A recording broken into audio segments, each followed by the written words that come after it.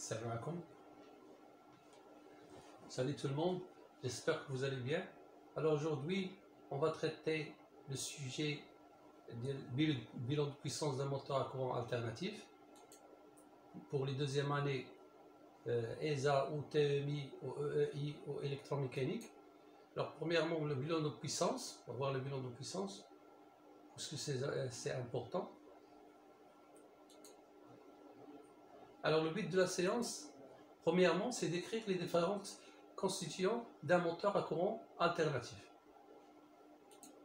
Deuxièmement, citer les différentes étapes de la transformation de la puissance absorbée par le stator.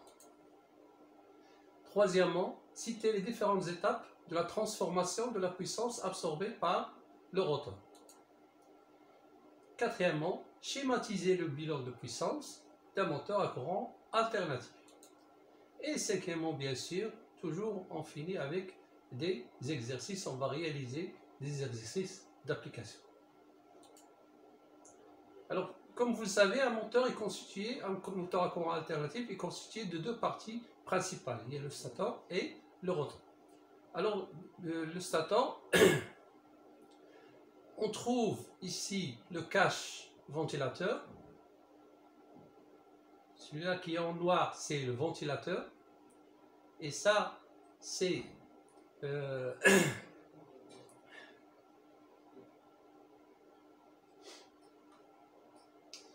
flasque côté ventilateur. Ici, on trouve le stator. Bien sûr, ici, toujours, il y a une plaque à bord. Peut-être que c'est de l'autre côté. Le stator. Le support du stator sont les pattes de fixation. Ici, on a une boîte à bord. Et à l'intérieur, on va trouver la plaque à bord. Comme vous regardez ici, il y a le bobinage. Et ce bobinage, il est logé dans des encoches qui forment le circuit magnétique feuilleté. Si on trouve l'arbre côté ventilateur. Pourquoi côté ventilateur? Pourquoi il faut faire attention lorsque vous démontez par exemple un moteur? Il faut bien repérer l'arbre côté ventilateur pour le remettre à sa place, pour ne pas changer le fonctionnement du moteur et pour que les accessoires des moteurs se remettent à leur place. Ici on trouve un roulement à billes, bien sûr ce roulement lui aussi côté ventilateur, et bien sûr ici voilà le rotor. Alors ce rotor là, c'est un moteur à cage. Pourquoi? Parce qu'on voit bien ici les tiges d'aluminium qui sont court-circuitées des deux côtés. C'est pour cela qu'on l'appelle moteur à rotor court-circuité ou bien moteur à cage. Le rotor de moteur à bobiner, vous allez trouver ici un bobinage et bien sûr vous allez trouver les bagues, et les balais, les porte-balais, tout un autre système. Ce que vous voyez ici, c'est la même chose. Ici, c'est un roulement, et ce roulement là, il est côté accouplement, parce que c'est de ce côté là qu'on va coupler le moteur à la charge. Et ce qu'on voit ici, c'est l'arbre côté accouplement. C'est là qu'on va s'effectuer l'accouplement avec la charge. Et bien sûr, cette partie là, c'est flasque côté accouplement. Ici, c'est une rondelle élastique pour amortir le choc lors du démarrage du rotor, lors du démarrage du moteur. Alors on va passer au bilan de puissance. Alors le moteur, premièrement, il absorbe une puissance absorbée par le stator, c'est la puissance absorbée par le stator, qui est égale, PA est égal à U fois I racine carrée de 3 cos phi, ou bien, si on utilise la méthode des 2 wattmètres, PA, la puissance absorbée, est égale à la puissance du wattmètre 1 plus la puissance du wattmètre 2. Alors au niveau du stator, il se passe des choses, surtout sur le circuit magnétique. Il y a des pertes fer statoriques qu'on note PF. Alors les pertes fer statoriques sont égales P0, c'est-à-dire la puissance absorbée lorsque le moteur ne fait tourner aucune charge, moins quoi?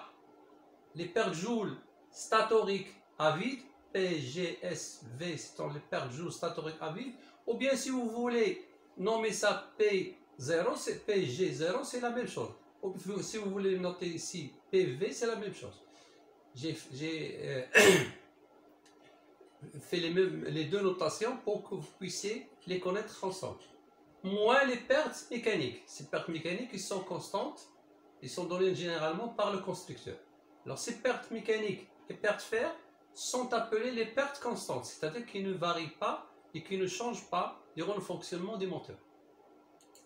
Alors, comme on disait, P0 ou PV, c'est la puissance mesurée à vide. P1 ou P jour 0 ou PGSV, c'est-à-dire les pertes jours statoriques à vide, ce sont les pertes statoriques à vide. Et P mécanique, c'est les pertes mécaniques. Comme on a dit tout à l'heure, ce sont des pertes constantes données par le constructeur. Il y a aussi, lorsque le moteur tourne et se met en marche normale, on trouve les pertes joules statoriques. Là, le moteur va perdre des pertes joules statoriques. Alors, ces pertes joules statoriques, on a deux formules. La première, si la résistance est mesurée entre deux bornes de phase, c'est-à-dire si on veut dire l'exercice, la résistance mesurée entre deux bornes de phase, c'est-à-dire entre R et S, ou S et T, ou R et T. Là, vous allez appliquer cette formule-là. Les pertes joules statoriques sont égales à 3,5 grand R fois le courant nominal au carré. Et si on veut dire que la résistance mesurée est d'un seul enroulement, c'est-à-dire d'une seule phase, là vous allez utiliser la deuxième formule. Les pertes joules statoriques sont égales 3 fois la résistance d'un seul enroulement fois le courant qui parcourt cette résistance-là, c'est-à-dire cet enroulement.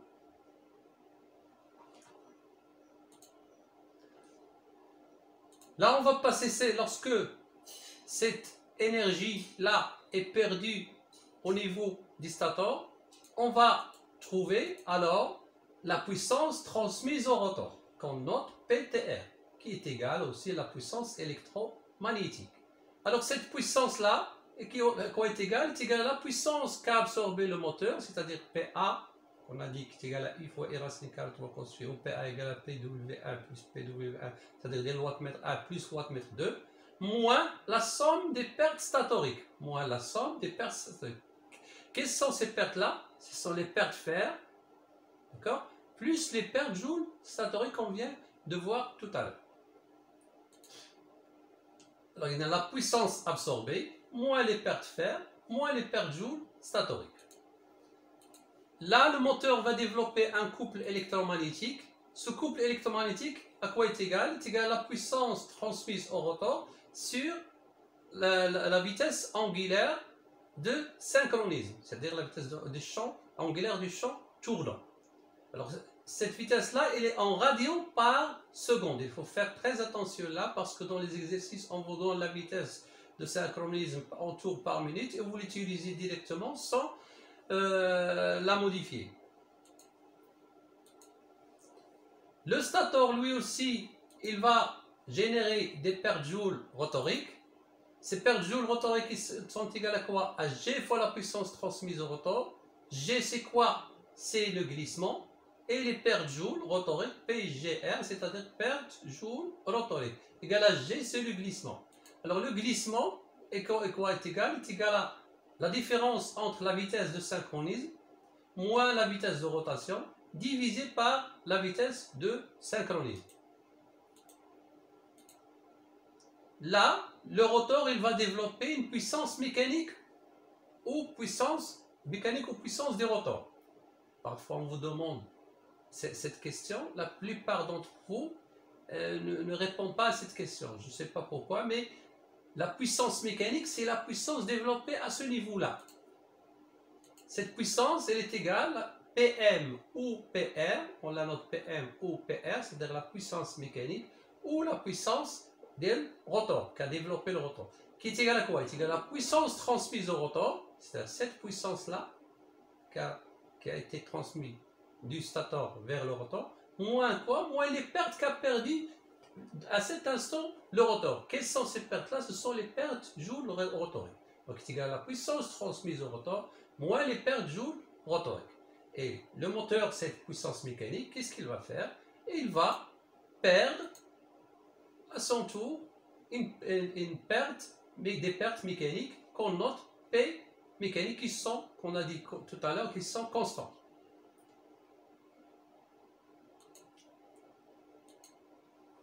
Alors là, le moteur va développer sa puissance utile qu'il va utiliser pour la charge, pour faire tourner la charge ou déplacer la charge. Alors cette puissance-là est égale à la puissance transmise au rotor, moins les pertes au niveau du rotor. Quelles sont ces pertes-là? Ce sont les pertes joules rotoriques et les pertes mécaniques. Ou bien on peut dire que la puissance utile est égale à quoi? Est égale à la puissance absorbée moins la somme totale des pertes. La somme totale des pertes, c'est quoi? C'est les pertes joules statoriques, les pertes fer, les pertes joules rotoriques et les pertes mécaniques. On va voir ça plus en détail tout à l'heure. Alors là, le moteur, il va développer un couple utile. Alors ce couple utile est égal à quoi? Il est égal à la puissance utile, cette puissance-là qu'il va fournir à la charge, divisé par oméga prime. Oméga prime, c'est quoi? C'est la vitesse angulaire de rotation qui a une relation avec la vitesse de rotation et non pas avec la vitesse de synchronisme. Non pas avec ls, il a avec n prime. On va voir tout ça tout à l'heure. Pourquoi toute cette étude? C'est pour calculer le rendement du moteur ou bien pour vérifier le fonctionnement du moteur. Est-ce qu'il est normal ou pas? Alors le rendement quoi est égal à la puissance utile, c'est-à-dire la puissance qui est sortie du moteur, divisée par la puissance qu'il a absorbée. Nous venons maintenant de mettre fin à notre première partie concernant le bilan de puissance. Alors nous allons passer aux exercices. Bien sûr, j'ai mis cette remarque-là pour que vous n'oubliez pas la prochaine séance pour que vous voyez ça plus en détail. Alors, nous passons toujours aux questions. Alors, l'exercice d'application. Premièrement, on travaille demandé citer les différentes constituants principales d'un moteur électrique à courant alternatif que je viens de décrire dans la première phase. Nommer les différentes pertes au niveau du stator. Décrire les pertes que subit le moteur au niveau du rotor. Et la dernière question, tracer un schéma simplifié du bilan de puissance d'un moteur à courant alternatif. Alors cette dernière question, je l'ai posée. Pourquoi? Parce que la prochaine séance, vous allez bien sûr comparer, ou bien nous allons comparer vos bilans de puissance avec le mien que je vais vous proposer.